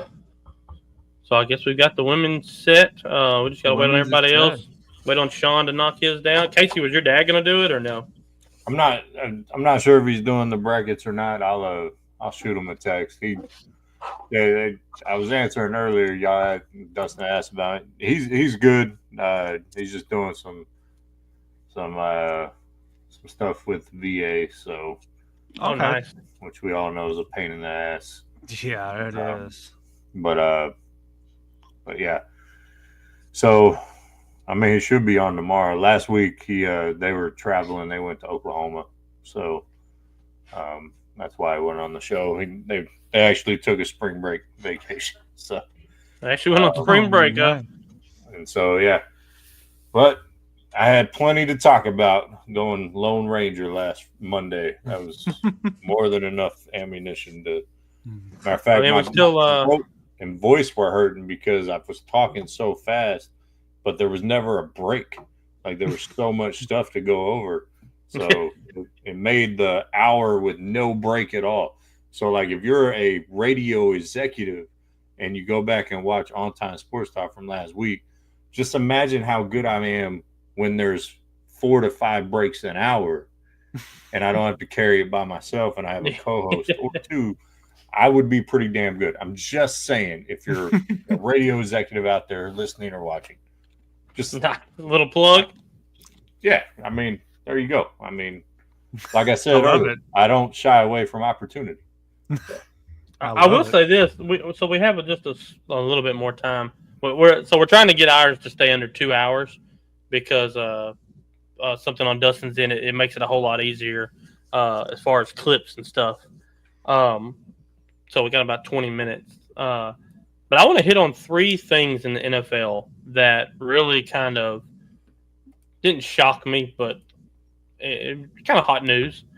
The Falcons are keeping Kirk Cousins. What? That Why? I guess a backup. I don't know. A lot of teams paying a $40 million backup because I think Penix, he took over at the end of the year. I think he's who they're going to go with going forward, right? I mean, can we all agree that that's their future? Yeah. I mean, a 27-year-old rookie was their future. I think you have to see what you got in him to at least start the season. The Ravens adding Cooper Rush sucks for Dallas because now we have Dak. But that does let me know that we are going to go get a quarterback in the draft. They have no choice. They have no choice now, right? Hopefully, hopefully that's their move. And kind of who they're going to get is kind of up in the air. But I would love Kyle McCord in the 6th round, something around in there. He led NCAA in passing. Was really efficient, really good. So I wouldn't be mad at that.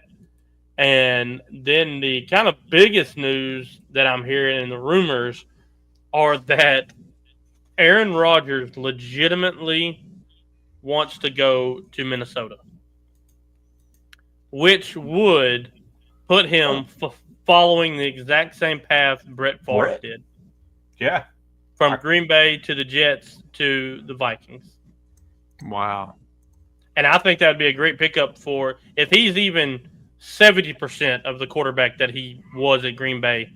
That puts Minnesota kind of over the top, I think, because of the receiving core and then whatever they do during the draft. I mean, if they get them another weapon, because I think defensively they were pretty good. So I'm curious to kind of see how that plays out the rest of this offseason and into the draft. Did Pittsburgh make their decision?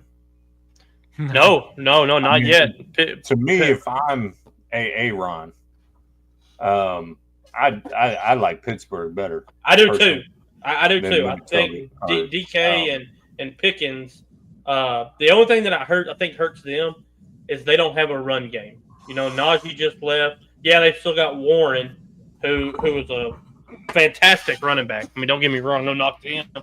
But I think with Warren being their only guy right now, I think that might be the holdup on Pittsburgh is in. Because Mason, is it Trey Mason? Let me make sure I'm saying that right. Jordan Mason, the running back for the 49ers, who filled in for Christian McCaffrey. He got traded to Minnesota. So Minnesota, and I think Minnesota got Aaron Jones back, if I'm not mistaken. They did. Mm-hmm. So that's a nice running back room to kind of take over and go with. Yeah, I still don't understand what Dallas is doing. I don't know what they're doing anymore. I'm not. I had a feeling Cooper Rush was leaving. I had a feeling, but then I was like, well, he hadn't moved yet, so maybe. But I don't know, man. I mean, they have no choice at some point in time to draft a quarterback because Trey Lance cannot be your backup. Yeah, and the Will I Greer. disagree. Oh, you think he can be? I think his athleticism and what he can bring. I thought he has showed enough in the limited time to where he could be your backup quarterback. Okay. I do think so. He's obviously never going to be a franchise guy. He's never going to be a starter in the league. I think he has enough talent to fill that role, and I think the Cowboys did themselves a disservice last year not putting him as the starting quarterback sooner, just to give him reps to really answer that question fully, to be honest. Okay.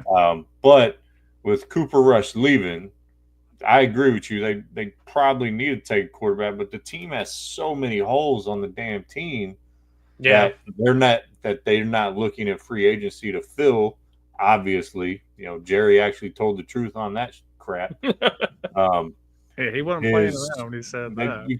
It would be irresponsible of them to draft a quarterback in the first 4 rounds. Yeah, I think 6th or 7th round they can get Kyle McCord still because I think there's so many other players quarterback wise that are going to be drafted ahead of him. I think a team like Dallas could sneak him late, or at least that's what I'm hoping. Do you think Trey Lance just kind of But we got to was remember he's not signed either. right? But Yeah, say if right. he does come back, was he kind of put into a bad spot in San Francisco? Well, yes and no. For developmental wise, because I mean he came from North Dakota State, where he was Yes. a winner, but then Well- you're going to the NFL and it's Well, like he was going to be the starter after who was Garoppolo.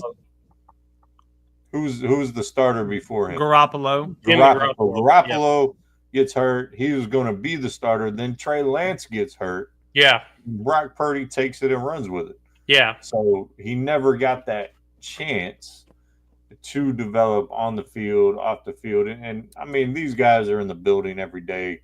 And outside of the Dallas Cowboys organization and outside of, I would say, probably Will McClay in that organization, those people know what they're looking at, on a day-to-day basis. So just from a outsider's perspective, as a person who I do pride myself on, seeing talent or seeing the diamond in the rough, do I think he is a project that could take over if you want to get rid of Dak? Hell no, absolutely not.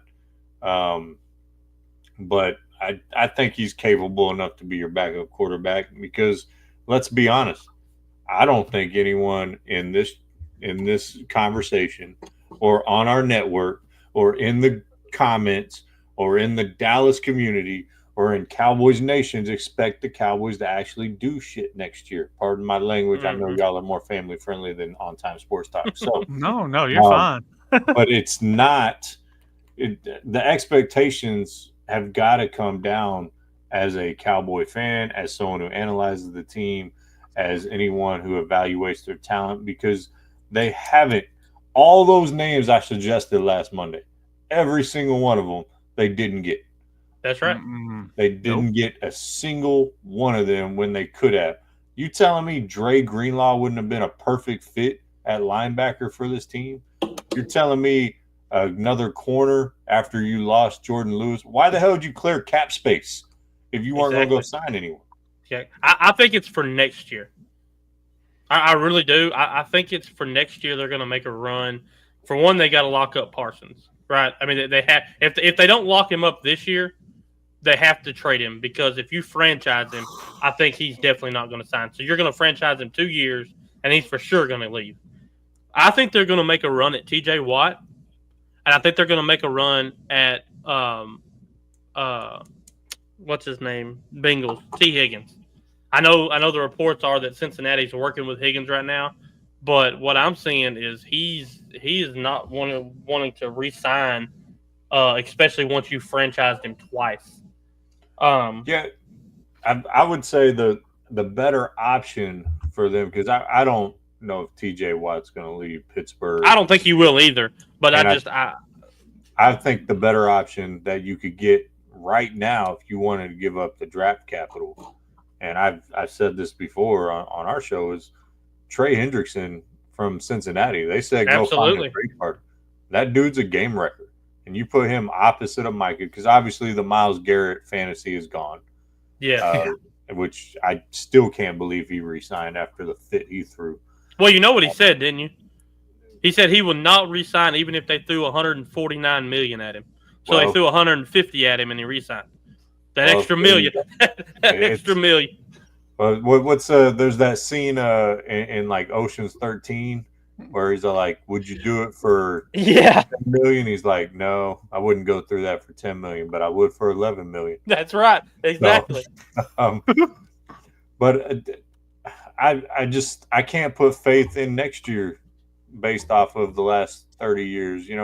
That's where I'm getting at. I'll try to quiz you. Name the last big free agent they spent any money on. Greg Hardy. Using the word big. Greg Hardy. Big. I don't even consider him a big free agent. Well, I'm just talking money wise, because that was $6 million in 2013. That's the last time Dallas spent $6 million or more on a free agent. Everything I else go has farther been back below. because I don't consider that a big signing. I consider that Terrell stupid. Owens, Brandon Carr. Brandon Hmm. Carr. Okay. When they signed him in the mid 2000s was the last time they spent a bunch of money on a free agent. They traded for Terrell Owens. They didn't sign They him. sure did. You're right. So, You're right. I mean, And you like, can't tell me Cooper Kupp wouldn't have fit perfectly as a 2 or a slot receiver. yeah. But they weren't giving him $15 million for 3 years. No, and the thing, you mentioned the T. Higgins thing. I just don't know if they're going to pay 2 wide receivers $70 million a year. I just don't see it. Just like I don't see that, and that's another thing on the Trey Hendrickson thing or the Myles Garrett or the T.J. Watt thing. Are you going to pay 2 defensive ends $80 million? Like, the numbers are getting so high now. You got to pick and choose. And the Myles Garrett contract cost us Micah Parsons, I think, because now the bar is set at $48 million a year. So Micah is going to want $49 or $50 million because he's obviously going to say, "Well, I'm better than Myles Garrett." In which is he? I don't know. Myles Garrett's got a Defensive Player of the Year award. He's still an amazing at this 8th year in the league, I think, however long he's been in the league. He's still up there.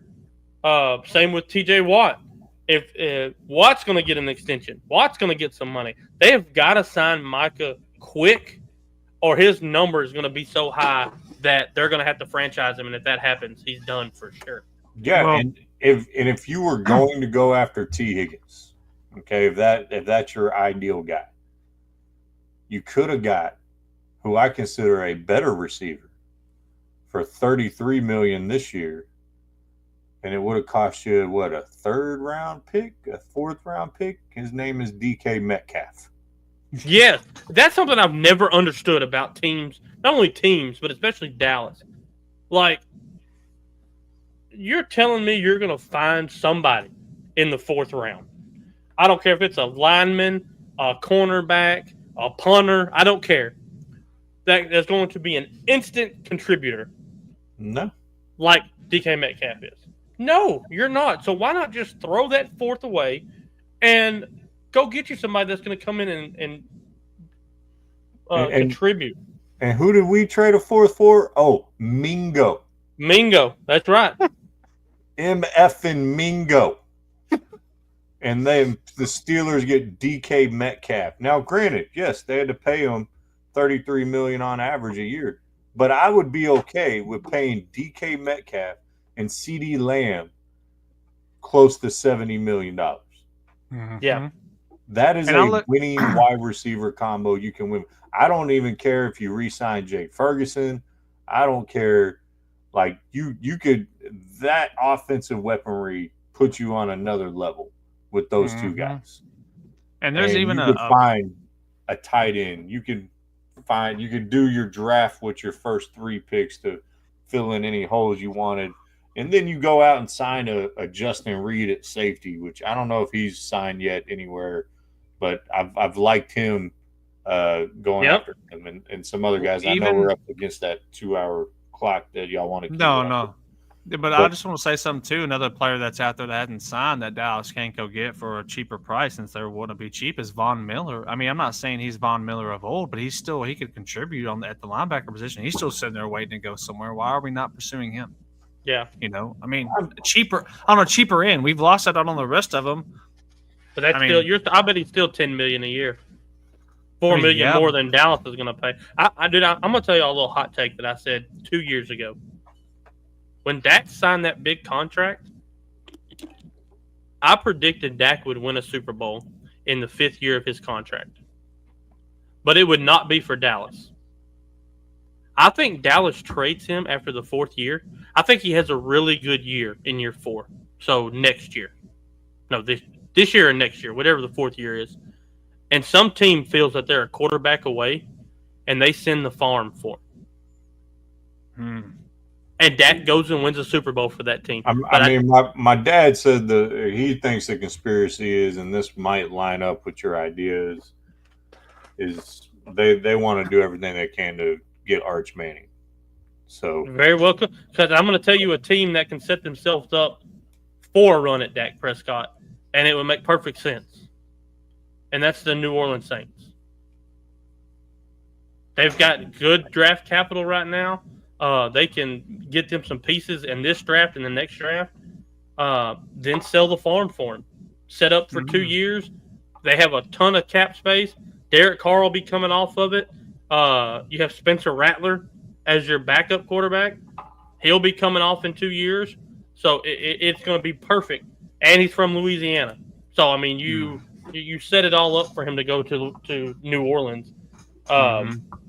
And I'm not going to say it's going to be like a Herschel Walker type trade, but we could get a couple picks for him and kind of start not necessarily a rebuild, but yeah, I do agree. I think Dallas does want Arch Manning, and I think they want him really bad. But well, guys, I hate to cut it short, but y'all don't forget to check out On Time Sports tomorrow. Y'all still Mondays, right? Yep. Yeah. And for a few more weeks.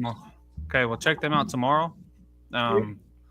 We have some good stuff coming up, so stay tuned with us. We'll break down the men's bracket on Wednesday, and then again, check out On Time Sports tomorrow, and then Philly Events Philly podcast on Tuesday, and like I said, we'll be back Wednesday.